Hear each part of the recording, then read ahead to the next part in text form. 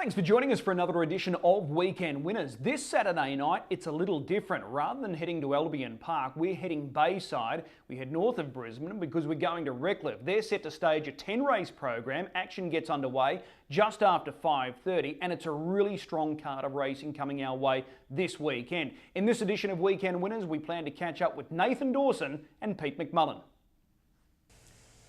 We go harness racing at Redcliffe on Saturday night, and Nathan Dawson jumps in the hot seat to join us first up. Nathan, appreciate the time. Nah, good to be on, Chris. It's a strong book of drives for you again this weekend. We start with race one, our Bondi Beach. He draws the inside of the second row. In many ways, your chances largely depend on Run Boy Run holding up. How do you see it? Yeah, it looks like a promising draw for us.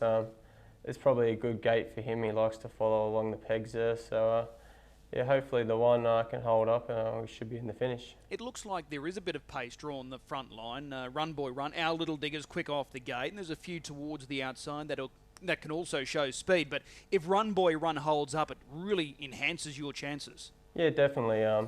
It's going to help being Redcliffe, so the first corner comes up a bit quicker. So hopefully he's got enough speed there to hold up for us. And the 1780, that's ideal? Yeah, I think so. I think he prefers that over the longer trip. Okay, well that's our Bondi Beach there in race number one. Race two, you've come up with the inside draw here, so you go from the inside of the second row to the inside draw. Missin' Me Mate, last start winner. He does have gate speed. Interesting race. How do you see it? Yeah, I think he should be pretty hard to beat. He won good there Wednesday night, and I think with the right alley, he should be pretty hard to beat again.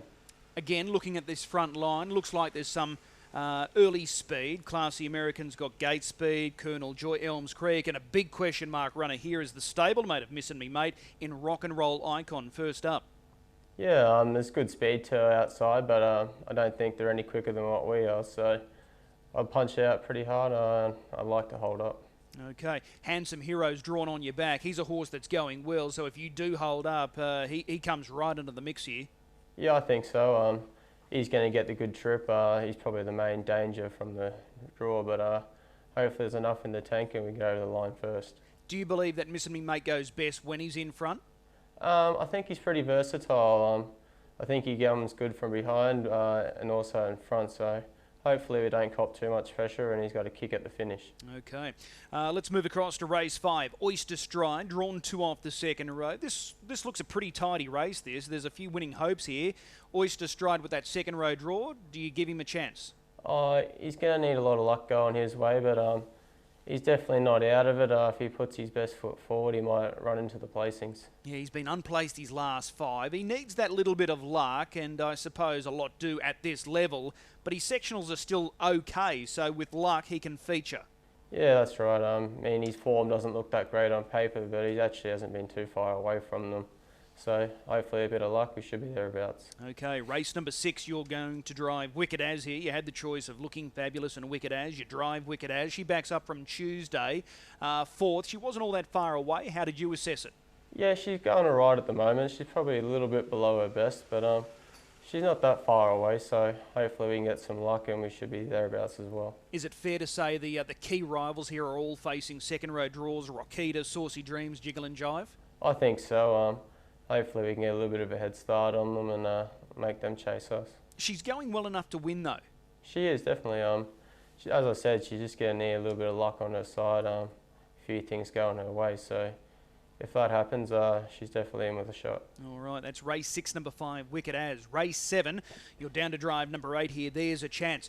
This race looks open on paper. You can make cases for most, if not all. Yeah, that's right. His last 2 runs have been quite good. As I said, he's another horse that needs a bit of luck, but if it comes our way, he'll be thereabouts. I think it's fair to say he performs best at this track. Yeah, he does. He definitely loves this track, so he's trained locally, so hopefully he puts his best foot forward. Would you prefer him with that front row draw? I actually think his last couple have been better off the piece, so hopefully we get a nice run through and we get a bit of luck. Would you consider the pegs? Yeah, I think I like the pegs at Redcliffe. Is probably the spot to be, especially on these sit sprint horses. So yeah, if it's there, I'll definitely be taking it. Okay, you've got options there with There's a Chance, and as you said, his last couple of runs have been more than useful. Race number 8, this is the high gain final. You're going to drive High on Montana. Gate 1, it looks good on paper. but he's not blessed with brilliant gate speed. Is that fair? Yeah, I think that's fair to say. It's probably good for most horses, but maybe not the best for him, especially being around Redcliffe. So hopefully we can get out good enough to hold our own, and we should be in with a good shot if we can. So ideally, where would you like to be, behind the leader? Yeah, at worst, definitely. Okay. Is he good enough to win this race? I think so. I think he's going well enough. He hasn't had the best of draws or late, so the better draw will definitely help him. He's a horse that can run a good half. Sectionally, he can run some really good numbers. Yeah, very good. Like his half's been pretty good of late as well, so hopefully we do put our best foot forward and he doesn't do anything wrong, and we should be there with a good shot. All right, and in the last race, 10 Squire, running from gate 2. Likely favourite, drawn to your inside in Carla Clare. How do you rate Squire? Yeah, he's going well. He's a nice horse. It would have been better to be the draws the other way, us in 1 and Carla Clare in 2, but we'll have to do what we can and see where we can finish. He is a horse, though, and I know his form looks a little up and down, but he is going well. He just needs that little bit of luck at this level. Yeah, I mean, he's never far away. He's always there in the finish, so if he gets a bit of luck, he's definitely in with a shot. Busy night for you on Saturday night. What's the pick of the drives at this stage? I think Missing Me Mate, he's going well and he's got the good draws, so I think he's probably the one to beat. Okay, we'll put a circle around him. Race 2, number 1. Appreciate the time, Nathan. We'll see you trackside. Thanks, Chris. Yeah. Leading driver Pete McMullen now joins us on Weekend Winners to go through his book of drives for Redcliffe on Saturday night. Pete, appreciate the time. No worries, Chris. Run Boy Run. This is a horse that loves a good draw. He gets it here on Saturday night. Are you confident? Just a little bit concerned with a bit of speed outside of us. You know, obviously he really responds well if he can be in front or outside the leader, and hopefully we can burrow through and hold up and without doing too much work. But if we get crossed, it could get a bit tricky. Okay, there is pace to your outside, so it's going to be hard and fast into that first turn by the look of it. Yeah, definitely. I think being at Redcliffe is going to be a positive, you know, to be able to burrow through and try and get to that first turn first. Okay, the short run into the first turn, you mean? Yeah. Yeah, okay. Well, that's Run Boy Run there in race 1. Certainly looks a good hope. Race number 3, I Am the One is your drive here. He's drawn the outside of the second line. He's a last start winner, but he meets a strong lineup here. What do you think? Yeah, obviously his win last time out was pretty good, but, you know, strong field and tricky draw. So, you know, if things go his way, you know, we'd like to hope he'd be in with a chance, but, yeah, it's a little bit hard to line him up. Okay, that's I Am the One in race number 3. We move across now to race number 6. Saucy Dream certainly looks one of your better drives on Saturday night. She's a big mare and she's fast and she's strong and she's fit. Last week, second, she was terrific. Yeah, obviously we sort of thought she'd, you know, probably be able to win that race, but, you know, to her credit, she did all the work and she only just got beat. So certainly not disappointed. And this week, you know, same sort of field. So fingers crossed she can run a big race. A little bit disappointed with the draw. You know, these sort of highly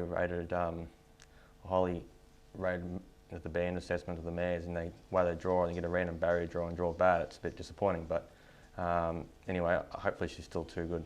But it's a better draw than what you were faced with last week, where she had the outside of the front row. Yeah, definitely, and you know, we can limit that early burn and hopefully get a nice run through and do a good job. An obvious question with Saucy Dreams: will she handle Redcliffe?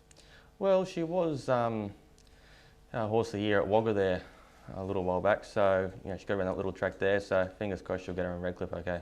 Okay, she looks a great chance there, Saucy Dreams, in race number 6. Race number 7, Recipe for Dreaming. You know this guy well. He's fit, he's in form, and he comes up with a front row draw. How do you rate him? Yeah, he's been racing quite well. Reunited with him again tonight, Saturday night, which is, you know, hopefully things will go well. We sort of click pretty good together, so hopefully he gets a nice run and comes out in front. He backs up from Tuesday, and he hit the line nicely there on Tuesday. Yeah, it was a good run. Time was pretty good, and I thought his run was really well, so fingers crossed he can do it again Saturday. This does look harder, though, than what he met on Tuesday. I think that's fair to say. Yeah, definitely, but it sort of doesn't sort of seem to bother what sort of field he's in. He always runs a really good race, and he's always thereabouts. Okay. Race 9, this is the Open. Mighty Flying Deal is your drive. He lands the inside gate. It's a good quality lineup, as you would expect, being the Open. Do you give him a shot? You know, form reads okay, but yeah, it's definitely a good quality lineup here, and sort of just hard to line his form up where he's going to sort of sit with these sort of horses. So fingers crossed he runs a good race. He's got the good draw, which is going to be a big bonus, but just have to sort of wait and see how he's going to go. Okay. Well, it's going to be a good night for you there on Saturday night, hopefully. Which one are you looking forward to most? Probably Saucy Dreams. You know, she certainly looks like she's not going to be my best drive Saturday night. So see how we go. First night back for a little while and see how hopefully the night ends up quite good. Okay, well, I'm sure you're keen and ready to get into it. Race 6, number 8, Saucy Dreams. Appreciate the time and we'll see you trackside. No worries, Chris. Yeah.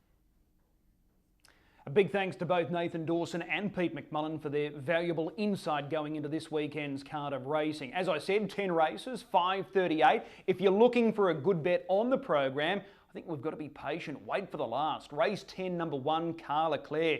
This mare's been really good during her Brisbane campaign. Sectionally, her past 2 runs have been awesome.